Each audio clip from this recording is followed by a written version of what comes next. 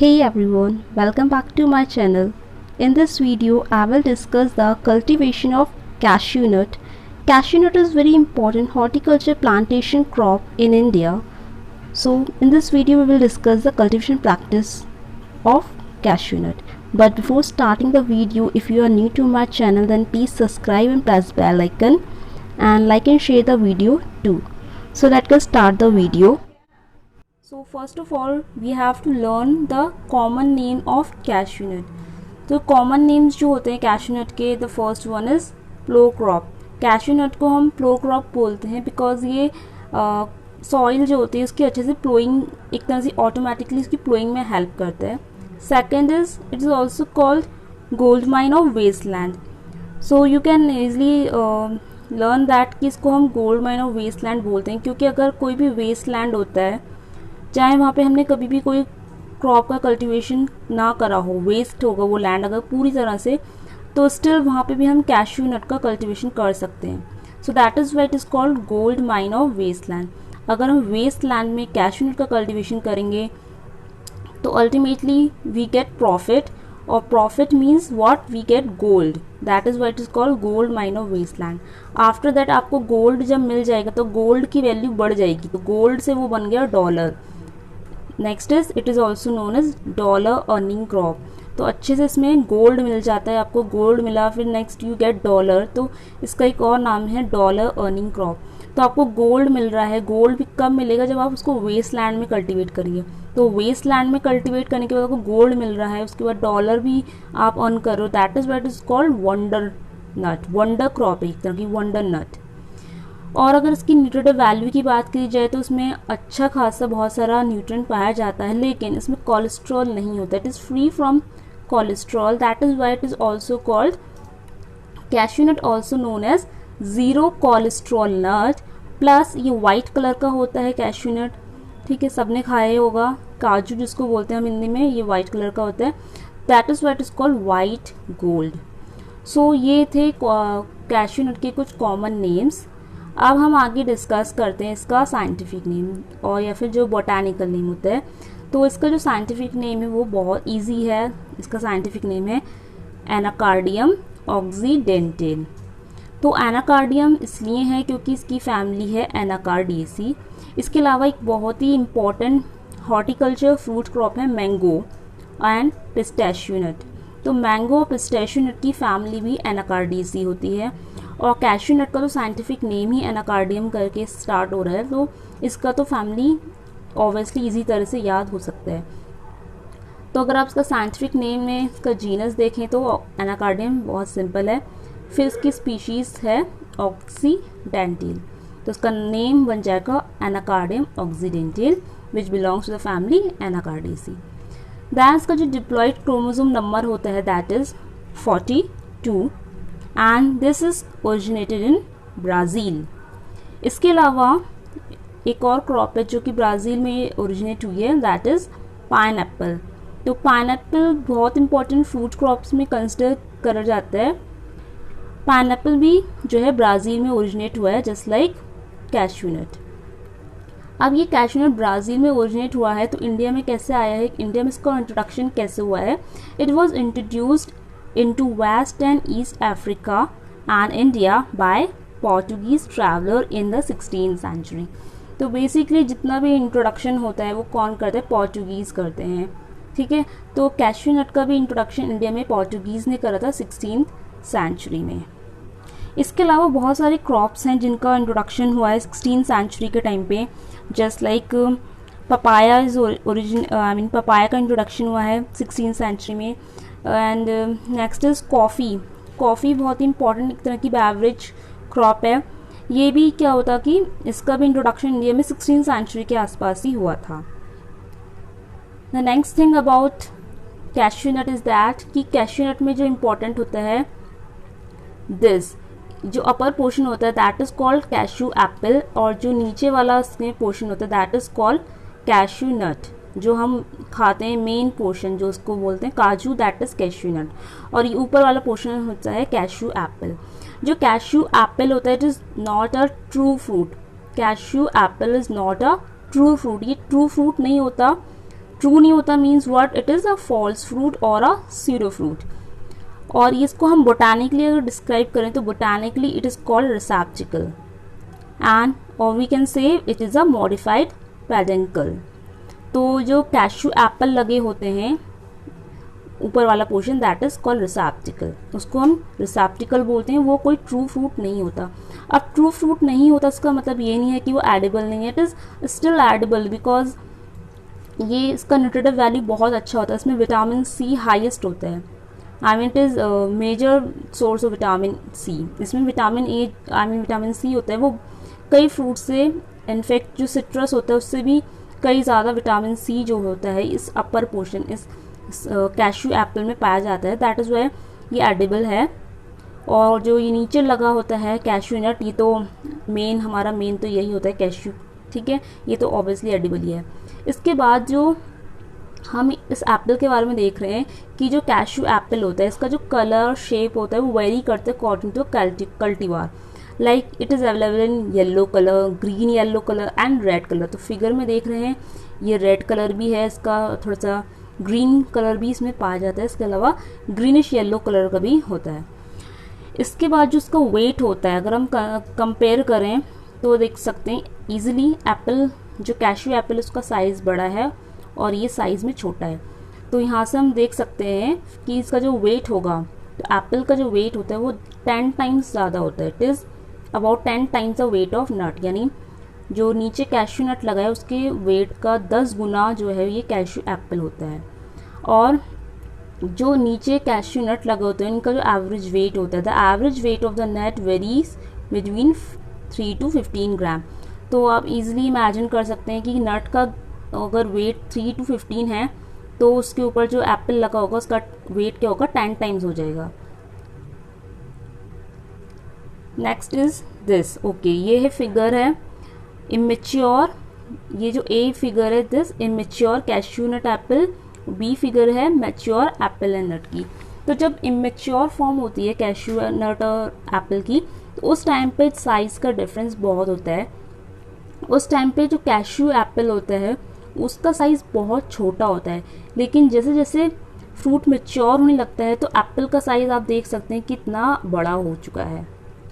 और जब immature stage थी तो हमारा जो कैशू नट होता है जिसको हम खाते हैं काजू, वो बहुत बड़ा था, लेकिन मैच्योरिटी के टाइम पे उसका साइज़ छोटा हो जाता है। तो इमेच्योर में जो साइज़ बड़ा होगा वो मैच्योरिटी में साइज़ छोटा हो जाएगा। इसके अलावा जो यहाँ पे मेन पार्ट्स होते हैं वो यहाँ पे ये हमने डिस्कस करा है। एप्पल यानी कैशू एप्पल जिसको हम रिसेप्टिकल बोलते हैं वो इमेच्योर में ऐसा दिखता है और मैच्योर होने के बाद ऐसा दिखेगा। उसके बाद जो मेन होता है यहाँ पे नट जो हम खाते हैं cashew nut, that is cashew nut, इसको फ्रूट को हम बोटानिकली नट बोलते हैं। इसके अलावा जो मेन पॉइंट होता है यहाँ पे अटैचमेंट। अब ये जो कैशू एप्पल और नट होता है ये जिस पॉइंट में अटैच होते हैं that is called collar attachment point. इसके अलावा जो इमेच्योर कैशू होते हैं वहाँ पे पेटल्स जो होती हैं वो प्रेजेंट होती हैं, स्टाइलर प्रेजेंट होता है, लेकिन जब फ्रूट मैच्योर होता है तो वहाँ पे ना ही तो पेटल्स होती हैं ना ही स्टाइलर प्रेजेंट होता है। You can see mature fruit है ये, यहाँ पे क्या है कि स्टाइलर प्रेजेंट नहीं है और पेटल्स प्रेजेंट नहीं है। सो ये था इमेच्योर कैशू नट और mature cashew nut. The next is the uses and nutritive value. तो अब कैशू नट का यूज़ और उसकी न्यूट्रिटिव वैल्यू कैसी होती है वो डिस्कस करते हैं। तो उसका यूज़ तो बहुत सिंपल है। जितनी भी फूड इंडस्ट्रीज़ होती हैं स्पेशली जो कॉन्फेक्शनरी प्रोडक्ट्स होते हैं यानी जो स्वीट्स होती हैं मिठाई होती है उसमें काजू का यानी कैशू नट का बहुत ज़्यादा यूज़ होता है। और बहुत ज़्यादा फेमस एक स्वीट है दैट इज़ काजू कतली, वो ये काजू से ही रेडी होती है, प्रिपेयर की जाती है। इसके अलावा जो कैशू नट का कर्नल होता है वो बहुत ज़्यादा न्यूट्रिटिव होता है। It contains good amount of nutrients. इसमें विटामिन प्रेजेंट होते हैं लाइक विटामिन ए, डी, ए, ई। तो ये सारे इसमें विटामिन प्रेजेंट होते हैं, स्पेशली जो फैट सॉल्युबल विटामिन हैं लाइक ए, डी, ई। तो ये फैट सॉल्युबल विटामिन यहाँ पे प्रेजेंट होते हैं। इसके अलावा यहाँ पे प्रोटीन बहुत अच्छा होता है, 17.8% प्रोटीन पाया जाता है और 46.5% यहाँ पे फैट होता है कैश्यू नट के कर्नल में। मिनरल्स की बात करें तो मिनरल्स में आयरन और कैल्शियम इंपॉर्टेंट होता है। यहाँ पे कैल्शियम इसमें पाया जाता है 504 मिलीग्राम पर केजी और आयरन यहाँ पे होता है 90.8 मिलीग्राम पर केजी। सो देख सकते हैं इसका जो न्यूट्रिटिव वैल्यू है बहुत ही अच्छा होता है, it is very rich in nutrition. इसके अलावा एक पॉइंट आता है that is cashew nut shell liquid, इसको शॉर्ट में बोलते हैं CNSL, that is cashew nut shell liquid. यानी जो फिगर में देख सकते हैं ये कैश्यू नट का फिगर है, ये कर्नल हो गया और कर्नल के अराउंड जो ये ब्राउन कलर का स्पेस है इसको बोलते हैं CNSL, cashew nut shell liquid. तो यहाँ से हम क्या करते हैं, क्योंकि ये जो पोर्शन होता है it is naturally occurring phenol obtain from the mesocarp of the shell. तो कैश्यू नट कर्नल का जो मेसोकार्प होता है उसका शेल को अगर हम हटाएं तो वहाँ पे नेचुरली अकरिंग पॉलीफिनॉल्स प्रेजेंट होते हैं। सो पॉलीफिनॉल्स प्रेजेंट होने की वजह से it has use in industrial application, इसका इंडस्ट्रियल एप्लीकेशन बहुत होता है। तो एक तो ये यूज़ हो गया and the next one is जो कैश्यू एप्पल्स लगे होते हैं, अभी हमने डिस्कस करा था कैश्यू एप्पल क्या होता है, एक तरह का स्यूडो फ्रूट होता है जिसको रिसेप्टिकल बोलते हैं। अभी डिस्कस करा था कि वो भी बहुत ज़्यादा न्यूट्रिटिव होता है। हम भले ही उसको बहुत ज़्यादा अभी उसको एडिबल पर्पज़ के लिए यूज़ नहीं करते but still it is very rich in vitamin C. Vitamin C जो उसमें होता है वो होता है 261.5 मिलीग्राम पर 100 ग्राम। तो इतना अच्छा अमाउंट में उसमें विटामिन सी जो है पाया जाता है। इसके अलावा शुगर्स भी इसमें रिच होती हैं। द नेक्स्ट थिंग इज़, तो अभी हमें कैश्यू नट के बारे में और डिटेल जो देखना है वो ये है कि कैश्यू नट एक तरह का डाइकोटिलेडोनस प्लांट होता है। इसकी लीव्स को देख सकते हैं, इसकी जो लीव्स होती हैं जस्ट लाइक इसमें इस तरह की वेनेशन होती है, रेटिकुलेट वेनेशन होती है, दैट इज व्हाट ये डाइकोटिलेडोनस प्लांट होता है। एवरग्रीन होता है, हार्डी होता है और ट्रॉपिकल क्लाइमेट में ग्रो हो रहा है, that is what tropical plant है ये। Sensitive to water logging, very hardy and drought tolerant, ये बहुत ही अच्छा नेचर है इसका कि ड्राउट टॉलरेंट है। अभी हमने स्टार्टिंग में इसका जो कॉमन नेम्स पढ़ रहे थे वहाँ पे हमने पढ़ा था इट इज़ ये ऐसा क्रॉप है जिसको हम वेस्ट लैंड में ग्रो कर सकते हैं, it is gold mine of waste land. तो ये कैश्यू नट बहुत ही अमेजिंग क्रॉप है जिसको हम वेस्ट लैंड में ग्रो कर रहे हैं, प्लस इसमें ड्राउट टॉलरेंट भी है। तो it is very amazing thing about this crop. इसके अलावा जो यहाँ पे 2 पॉइंट्स हैं ये सेंटर हैं। पहला है NRC, that is national research centre for cashew nut. तो कैश्यू नट का जो NRC है वो है कर्नाटका में भी एक स्पेसिफिक प्लेस है पुत्तूर। तो पुत्तूर एक जगह है कर्नाटका में, तो पुत्तूर में कैश्यू नट का NRC है। सेकंड जो सेंटर है वो है कैश्यू नट रिसर्च स्टेशन जो कि TANU तमिलनाडु में है, that is Tamil Nadu agriculture university में है। The next point is about the leading producer.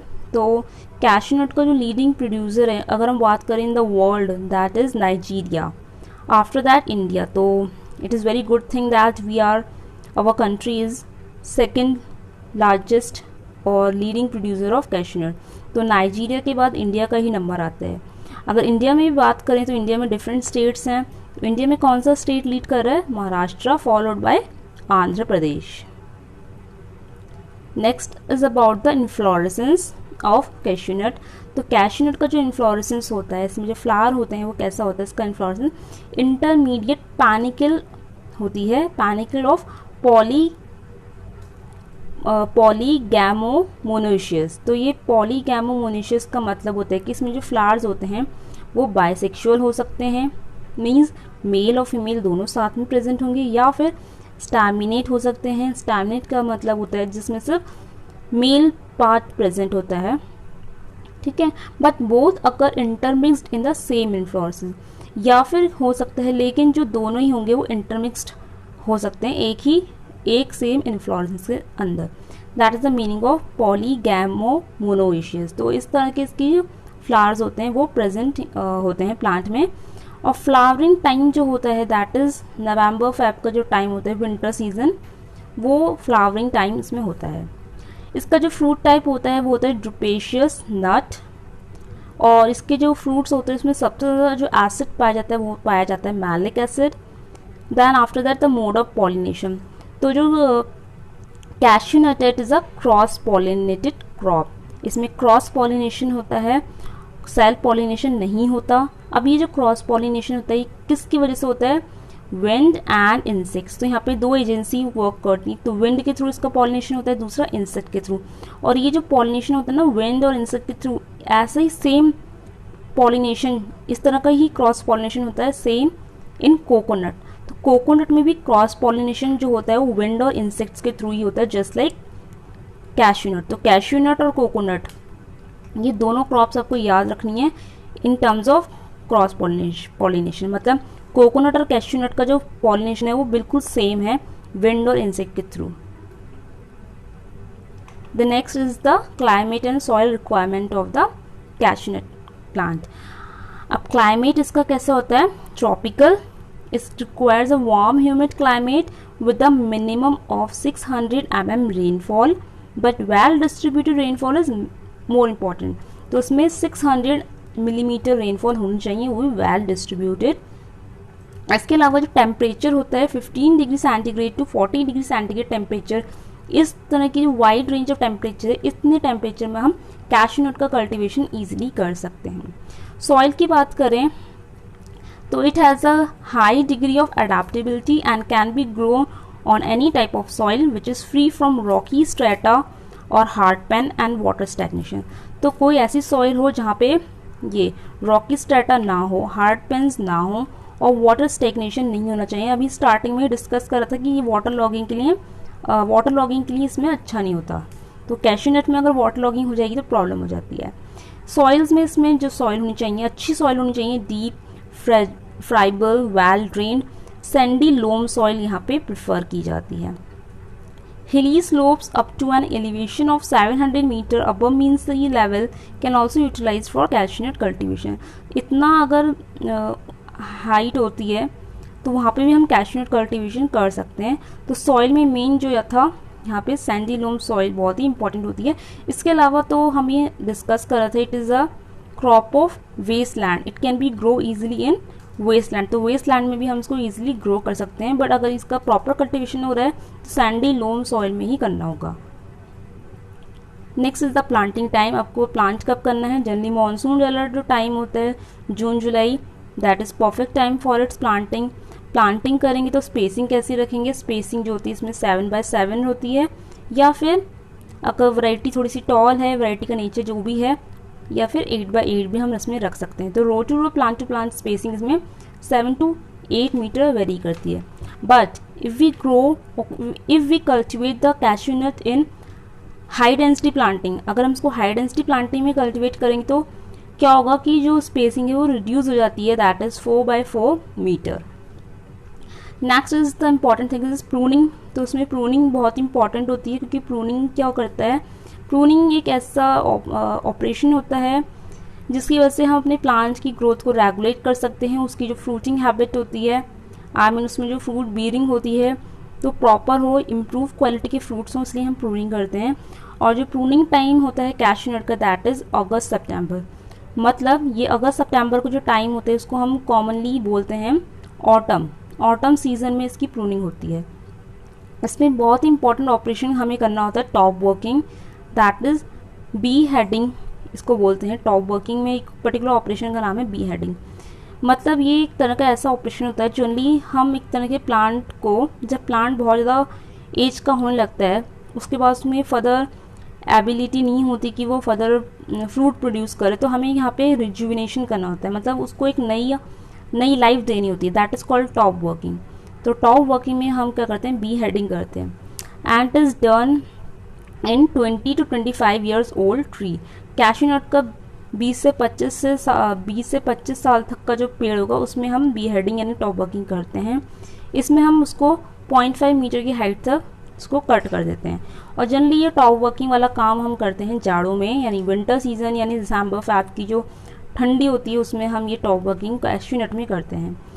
Top working में हम जो मेन करते हैं operation, that is cleft grafting का हमें इसमें काम करना होता है। और ये टॉप वर्किंग बेसिकली हम करते हैं for the rejuvenation of uneconomical cashew nut. तो एक अनइकोनॉमिकल कैश्यूनट का मतलब ये है कि एक ऐसा कैश्यूनट का प्लांट जो कि अनइकोनॉमिकल है, यानी हमें उससे जो ईल्ड आ रही है वो इकोनॉमिक ईल्ड नहीं आ रही है। अब हमें उसमें रिजुविनेशन की ज़रूरत है, यानी उसको एक न्यू लाइफ देनी पड़ेगी, उसको एक नए तरीके से बनाना पड़ेगा। That is called top working. अब ये टॉप वर्किंग कैसे करते हैं, इसके कुछ स्टेप्स हैं, 5 स्टेप्स हैं। There are 5 steps for the rejuvenation और we can say top working. तो टॉप वर्किंग में फर्स्ट स्टेप होता है सिलेक्शन का। इसमें हमें सबसे पहले तो हमें अभी डिस्कस करा कि जो हम टॉप वर्किंग करते हैं कैश्यू नट में, वो हम उन प्लांट्स में करते हैं जो कि अनइकोनॉमिकल ईल्ड दे रहे हैं, यानी एक ऐसा प्लांट जिसकी ईल्ड बहुत कम है, यानी that is less than 2 kg per tree. तो इतनी ईल्ड यानी लेस ईल्ड वाले जो प्लांट होंगे उनका हम सिलेक्शन करेंगे। सिलेक्शन करने के बाद उनकी एज देखेंगे। अभी हमने पढ़ा कि 20 से 25 या फिर एक नॉर्मल रेंज माने तो 10 to 25 ईयर्स ओल्ड जो प्लांट होगा कैश्यू नट का, एक ऐसा प्लांट जिसकी एज 10 to 25 ईयर्स ओल्ड की है, प्लस उसमें ईल्ड नहीं आ रही है बिल्कुल भी, या फिर बहुत ही लेस ईल्ड आ रही है, तो उस प्लांट को हमें सिलेक्ट करना है। सिलेक्शन करने के बाद we have to go for B heading. B heading का मतलब होता है उसकी सारी ब्रांचेस को रिमूव कर देना। स्टम्पिंग करना, स्टम्पिंग का मतलब होता है कि उसको 0.5 मीटर से या फिर 0.75 मीटर की हाइट तक हम उसको कट करेंगे, यानी ग्राउंड लेवल से 0.5 या फिर 0.75 मीटर तक हम उसको कट कर देंगे। उसके बाद उसमें क्या करेंगे, हम उसकी जो बार्क होती है, बार्क स्प्लिटिंग को अवॉइड करेंगे। अब जब हम उसको कट लगा देंगे 0.5 या फिर 0.75 सेंटीमीटर तक हमने जब कट लगाया, तो उस कट को हमें ऐसा ओपन नहीं छोड़ना है। क्या होगा अगर हम उसको ओपन छोड़ देंगे, if we open these cuts then there is a chance of infection, like उसमें बैक्टीरियल इन्फेक्शन या फिर फंगल इन्फेक्शन होने के चांसेस होते हैं। तो हम ये नहीं चाहेंगे कि हमारा प्लांट जिसको हम एक न्यू लाइफ दे रहे हैं उसमें कोई इन्फेक्शन हो। तो यहाँ पे हम क्या करेंगे, जब उसको कट करेंगे तो we apply a paste of Sevin dust और ब्लाइटॉक्स। तो ये सेवन और ब्लाइटॉक्स एक तरह का एक ऐसे केमिकल्स हैं जो कि जिनमें एंटी फंगल और एंटी बैक्टीरियल प्रॉपर्टीज़ होती है। ये किसी तरह का बैक्टीरियल और फंगल इन्फेक्शन नहीं होने देंगे। तो ये अप्लाई कैसे क्वांटिटी में करना है, तो 50 ग्राम सेवन डस्ट को हम जब 50 ग्राम ब्लाइटॉक्स के संग अप्लाई करेंगे विद वाटर, यानी this we have to apply with per litre water. तो ये हमको वाटर के संग अप्लाई करके उन कट्स वाले पोर्शन पे लगाना होगा ताकि कोई भी बैक्टीरियल फंगल इन्फेक्शन ना हो। तो हमने प्लांट को सबसे पहले सिलेक्ट करा, फिर उसकी बी हेडिंग करी। बी हेडिंग का सिंपल मतलब है उसकी एक सर्टेन हाइट तक उसको काटना, that is B heading. Third step जो होता है that is sprouting of the be headed trees. अब जब हमने ट्री को काटा, उसमें पेस्ट लगा दिया ताकि उस बीमार ना हो, उसके बाद उसमें से स्प्राउटिंग होती है। New sprouts appear in 30 to 40 days after B heading. तो यहाँ पे 30 to 40 डेज में ही क्या होगा कि ब्रांचेस जो है निकलने लगती हैं। उसके बाद हमें क्या करना होता है, तो ब्रांचेस निकलती हैं तो हमें क्या करना होगा, रिटेन 10 to 12 हेल्दी शूट्स और स्प्राउट फॉर ग्राफ्टिंग। हम उनमें से सिलेक्ट करेंगे कि हमें कितनी ग्राफ्टिंग के लिए बचानी है। तो जनरली हम 10 to 12 हेल्दी शूट्स देखेंगे, उनको हम रिटेन रखेंगे फॉर ग्राफ्टिंग, और उनको सिलेक्ट करने के बाद जो दूसरी ब्रांचेस होती हैं जो अनहेल्दी होंगी उनको हम रिमूव कर देंगे। उसके बाद फोर्थ स्टेप में हम करते हैं सिलेक्शन ऑफ द साइन। तो अब हमको साइन लेना होगा, और वी ऑल नो जो साइन होता है वो पेंसिल थिकनेस का होना चाहिए, 12 to 15 सेंटीमीटर लंबा होना चाहिए। ठीक है, ये सब उसमें होना चाहिए। प्लस साइन है तो उसमें क्या होना चाहिए, एक स्प्राउटेड बर्ड भी होनी चाहिए।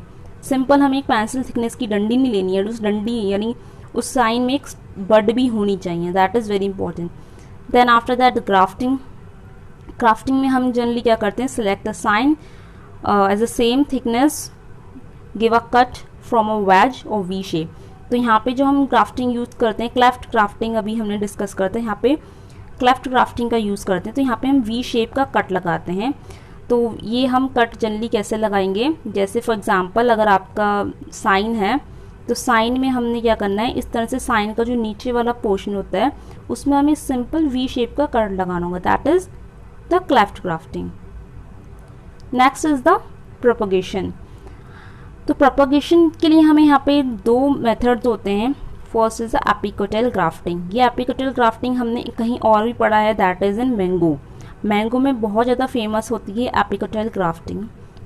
इसके अलावा यहाँ कैश्यू नट में भी हम एपिकोटाइल ग्राफ्टिंग कर रहे हैं, क्योंकि कैश्यू नट की फैमिली क्या है, एनाकार्डियेसी है, मैंगो भी एनाकार्डेसी है। तो यहाँ पे ये दोनों जो है सिमिलैरिटी हो रही है, ठीक है। अभी हमने पीछे पढ़ा था कि पॉलिनेशन कैसा हो रहा था, तो कैश्यू नट में जो पॉलिनेशन है वो कैसा था, क्रॉस पॉलिनेशन हो रहा है। किसके थ्रू हो रहा है, विंड और इंसेक्ट के थ्रू हो रहा है। तो यहाँ पे जो सिमिलैरिटी मैच हुई कोकोनट के साथ हुई। लेकिन अगर अब हम बात करें प्रोपगेशन में जो एपिकोटाइल ग्राफ्टिंग है, ये चीज़ किसके संग मैच हो रही है, मैंगो के साथ।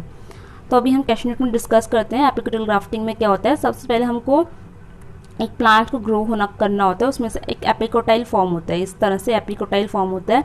फिर जब वो फॉर्म हो जाएगा तो हम रूट स्टॉक को कट करेंगे, उसमें डिज़ायरेबल वैरायटी का साइन को उसके ऊपर माउंट करके उसको अच्छे से ग्रो करेंगे। That is the epicotyl grafting. और इसका जो सक्सेस रेट है, अगर हम कैश्यू नट में एपिकोटाइल ग्राफ्टिंग करते हैं तो सक्सेस रेट उसका 50 to 60% रहता है। इसके अलावा एक नेक्स्ट ऑप्शन भी है हमारे पास है, that is soft wood grafting. तो वैसे तो हम जनरली जब ग्राफ्टिंग करते हैं तो सॉफ्ट वुड को जनरली प्रेफर नहीं करते हैं, बट यहाँ पे जो कैश्यू नट है ये एक ऐसी क्रॉप है जिसमें हम सॉफ्ट वुड को भी इंक्लूड कर सकते हैं। और इसमें हम देख सकते हैं कि 40 to 70% सक्सेस रेट भी हमको मिल रहा है सॉफ्ट वुड ग्राफ्टिंग से। दैट इज़ इस तरह से हम सॉफ्ट वुड लेते हैं और उसकी ग्राफ्टिंग कर देते हैं। जनरली जब हम ग्राफ्टिंग जब करते हैं तो सीडलिंग जो हम सिलेक्शन करते हैं that is 30 to 40 years old seedling. तो एक ऐसी सीडलिंग जो कि 30 से 40 यानी 1 महीने से 2-3 महीने पुरानी सीडलिंग्स जो होती हैं उनका हम सिलेक्शन इसमें करते हैं। वो सीडलिंग जो होगी सॉफ्ट वुड ग्राफ्टिंग के लिए अच्छी होती है। अब हम कर रहे हैं ग्राफ्टिंग, ओके। एक होती है एपिकोटाइल ग्राफ्टिंग, एक हो गई सॉफ्टवुड ग्राफ्टिंग। तो ग्राफ्टिंग बहुत ज़्यादा यहाँ पे यूज़ होती है। अब ग्राफ्टिंग में हमें 2 चीज़ें ध्यान रखनी होती है। ग्राफ्टिंग जब भी हम करते हैं तो एक हमारे पास साइन होना चाहिए, दूसरा हमारे पास होना चाहिए रूट स्टॉक। तो यहाँ पे इन दोनों में सबसे ज़्यादा इंपॉर्टेंट होता है रूट स्टॉक। तो रूट स्टॉक में हमारे पास यहाँ पे 2 रूट स्टॉक अवेलेबल हैं। First is dwarf root stock. तो कैश्यू नट में जो ड्वार्फ रूट स्टॉक यूज़ होता है that is Anacardium pumilum, and semi dwarf root stock में हमारे पास है एनाकार्डियम माइक्रोकार्पम। तो ये पुमिलम माइक्रोकार्पम ये 2 इंपॉर्टेंट रूट स्टॉक्स हैं कैश्यू नट के। After that we have to learn about the varieties. तो अब हमको वेराइटीज़ के बारे में पढ़ना है। तो कैश्यू नट की जो इम्पोर्टेंट वेराइटीज़ हैं, क्योंकि कैश्यू नट का जो कल्टीवेशन होता है इंडिया में अगर बात करें तो साउथ में होता है। मीन्स जो साउथ का एरिया होता है ना, लाइक तमिलनाडु, आंध्र प्रदेश, कर्नाटका, केरला, ये सारे जो एरियाज़ होते हैं वहाँ पे कैश्यू नट का अच्छा खासा कल्टीवेशन होता है। नॉर्थ में तो इतना कुछ है नहीं खास बाकी एरियाज़ में, बट साउथ में बहुत होता है। तो वैराइटीज़ भी वहीं से रिलीज़ हुई हैं। जैसे फर्स्ट आंध्र प्रदेश से जो वैरायटी रिलीज़ हुई है पापत ताला से, वो है PBB। ये गलत हो गया, ये है BPP, डबल P है इसमें, ठीक है। एक B है और डबल P, इसके आगे 1 2 3 4 5 6। तो ये जो वैरायटीज़ हैं इस टाइप की जो सीरीज़ होती हैं ये कैश्यू नट की इंपॉर्टेंट वैरायटीज़ हैं। इसके अलावा महाराष्ट्र से निकली है एक वेंगरूला 1 2। इसके अलावा वेंगरूला में और भी आते हैं नंबर 1 2 के अलावा 3 4 5 6 7 8 तक आते हैं, बट यहाँ पे याद रखना है कि 1 2 महाराष्ट्र की हो गई। इसके अलावा जो वेंगरालू 3 4 5 6 8 है ये हाइब्रिड वेराइटीज़ में आती हैं, ठीक है। यू मार्केट ये हाइब्रिड वेराइटी है। तो वेंगरूलू में हमें नंबर जो अगर याद रखना है 1 से लेकर 8 तक याद रखना है, और 1 2 नॉन हाइब्रिड हैं। उसके बाद 3 से लेकर 8 तक जो नंबर आ रहे हैं वेंगरूलू के वो हाइब्रिड वेराइटी में आते हैं। उसके बाद नेक्स्ट आती है TNU की वेराइटीज़। इसमें आती है VRI 1 2 3 4। कर्नाटका में उलाल जगह है, उलाल की जो वेराइटीज़ हैं ये उलाल ये तो बहुत ही important variety, most of the time इसी से क्वेश्चन आते हैं कि उलाल की जो वेराइटीज़ हैं वो किस क्रॉप की वेराइटीज़ हैं, वो कैश्यू नट की वेराइटीज़ हैं। तो उलाल 1 2 3 4 ये हो गई। उसके बाद एक बहुत ही अच्छी वेराइटी है, बहुत ही प्यारा नाम है, दैट इज चिंतामणि 1। तो चिंतामणि बहुत ही इंपॉर्टेंट वेराइटी है, बहुत ही स्पेशल और ख़ास वेराइटी है चिंतामणि। चिंता मीन्स होता है कोई भी दुख परेशानी, और मनी मीन्स होता है पैसा। तो स्टार्टिंग में हमने इसका नेम डिस्कस करते, it is called dollar crop, gold mine in wasteland. तो ये गोल्ड माइन, डॉलर, कितना सारा पैसा है इसमें, मनी है। तो मनी जब आएगी तो ऑब्वियसली सारी चिंता खत्म हो जाती है, that is it is called Chintamani. तो बहुत ही अच्छी और अमेजिंग वैरायटी है कैश्यू नट की। केरला से जो वैरायटी रिलीज़ हुई है उसमें आता है अनाकायम 1, BLA 39 4, K 22 1, मदकतारा 1-2। तो ये अजीब से नेम है, ये तो आई थिंक डोंट सो कि इतनी इम्पॉर्टेंट है, बट ये जो उलाल वाली वैरायटीज़ हैं कर्नाटक की, ये बहुत ही इंपॉर्टेंट है अभी तक। इसके अलावा जो एनआरसी है कैश्यू नट का, जो कि अभी हमने डिस्कस करता पुत्तूर कर्नाटका में है, वहाँ की वैरायटीज़ भी बहुत इंपॉर्टेंट हैं। ठीक है, अभी तो ये उलाल की वैरायटीज़ इंपॉर्टेंट हैं और ये कर्नाटका की वैरायटीज़ इंपॉर्टेंट है। इसमें इंपॉर्टेंट आती है, तो अभी हम तो उलाल की वैरायटी इंपॉर्टेंट है और एनआरसी की वैरायटी इंपॉर्टेंट है। तो इसमें इंपॉर्टेंट आती है भास्कर, एनआरसी से नाम है तो एनआरसी सिलेक्शन 1, एनआरसी सिलेक्शन 2। इसके अलावा ये भास्कर जो नाम है ये याद रखना पड़ेगा। अब हाइब्रिड वैरायटीज़ भी बहुत यहाँ पे इंपॉर्टेंट होती हैं। हाइब्रिड वैरायटीज़ में है कनाका, प्रियंका, ठीक है, अमृथा, धराश्री, अक्षया, वेंगुला 1-2। तो यहाँ पे है 1-2 नहीं याद रखना, यहाँ पे हाइब्रिड में हमें 3 से 8 तक याद रखना है। इसके अलावा दामोदरा, ये सारी हाइब्रिड वैरायटीज़ हैं। इनके नाम तो बहुत ही इंपॉर्टेंट है, यहाँ पे कुछ डिफ़िकल्ट नहीं है, सिर्फ नाम ही याद करने हैं। कनाका है, प्रियंका की लड़की का नाम है, अमृथा, धराश्री, अक्षया, ये सब बहुत ही नाम अच्छे अच्छे हैं, तो ये सब ईजिली लर्न हो सकते हैं। इसके अलावा नेक्स्ट आती है एक्सपोर्ट पर्पज़ की वैरायटी है, वो है